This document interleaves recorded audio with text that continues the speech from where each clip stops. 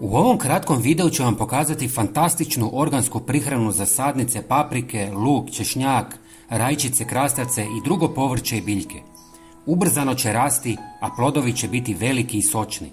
Koristit ćemo 3 sastojka koja svi imate kod kuće. Najvažniji mineral za papriku je kalij. Kalij igra ključnu ulogu u razvoju paprike, posebno u regulaciji vodne bilance, sintezi proteina i fotosintezi. Također pomaže biljkama da ojačaju svoje stanične strukture, što može rezultirati boljim plodovima. Stoga je važno osigurati da paprike dobiju dovoljno kalija kako bi se osiguralo zdravo i obilno plodonošenje. Osim kalija, bitan je i kalcij i fosfor, stoga ćemo danas napraviti prihranu bogatu tim mineralima. Prvi sastojak je kora od banane koju ćemo narezati na manje komadiće. Većina ljudi ju baca u smeće ne znajući koliko je vrijedna za biljke. Kora od banane je bogata hranjivim tvarima poput kalija, fosfora i kalcija te esencijalnih elemenata kao što su magnezij, sumpor te dušik i željezo. Ova bogata hranjiva sastojka čine je izvrsnim prirodnim gnojivom koje poboljšava plodnost tla i potiče zdrav rast biljaka. Neki vrtlari ju zakopavaju pored korijena, ali tada se sakupljaju insekti i štete korijenu.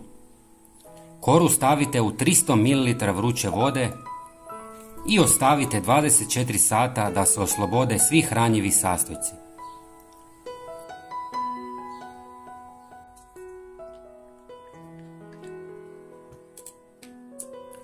Nakon 24 sata procijedite.